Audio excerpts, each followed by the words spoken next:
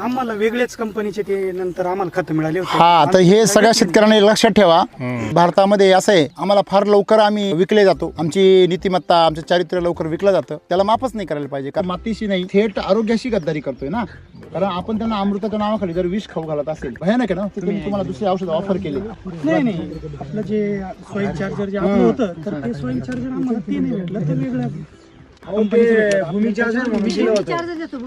Charger देते ते वेगळीच आहे अशी. एवढी तुम्ही घेतला का? मला द्यायला तर नाहीच नव्हतं भेटत म्हणून. अहो मला एक सांगा, तुमच्या मनामध्ये पण थोडी लालूच आहे. आज काय करता तुम्ही? तुम्हाला काय वाटलं 1000 रुपये स्वस्त आहे किंवा 500 रुपये स्वस्त आहे, चला चालून जाईल. तो म्हटला त्याच सारखंच आहे. आता एक रुबाब पिक्चर आला होता, त्याच्यामध्ये डायलॉग होता पा.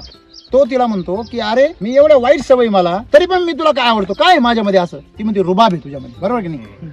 ती त्याला म्हणते, त्याच्यावर म्हणते माझ्यासारखी तुला मिळून जाईल. तो म्हणतो तुझ्यासारखी नाही, तूच पाहिजे. कृषी अमृत सारखं नाही, कृषी अमृतच पाहिजे. सॉइल चार्जर सारखं नाही, सॉइल चार्जर पाहिजे. हे शेतकऱ्यांनी म्हटलं पाहिजे. नाही तुमचा रुबाब खतम. तुम्ही काय म्हणले, त्याचा रिझल्ट आला काय? कोणतं चार्जर घेतलं तुम्ही? मला काय माहिती नाही तुम्ही कोणते चार्जर वापरता, तुम्ही कशाला चार्ज करता त्याला? त्यांनीच यांना चार्ज केलं. हा, आता कसं बोलले साहेब? सर त्या चार्जर मुळे ते डिस्चार्ज झाले म्हणून ते आपल्याला सापडीत हिंडलो. त्यांनी काय केलं, थोडं स्वस्त मिळतंय. त्यांनी काय सांगितलं तसंच आहे. या 2 डायलॉगने तुम्ही पगळले आणि म्हणून तुम्ही घेतले आणि म्हणून थोडे दिवस तुम्ही फापलले.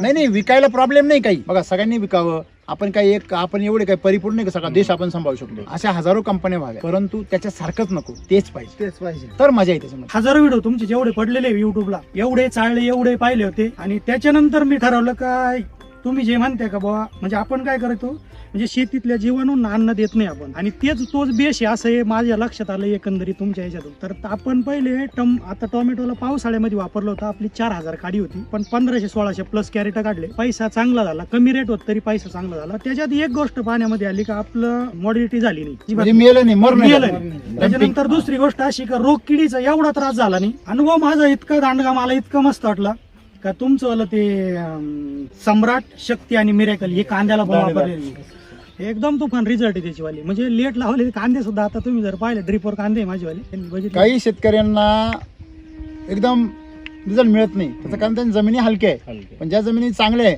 त्या जमिनीमध्ये दनादन रिझल्ट येत आहे पहिल्याच डोसमध्ये. पण हलक्या जमिनीवाल्यांनी पण घाबरायचं नाही, थोडा दम धरा.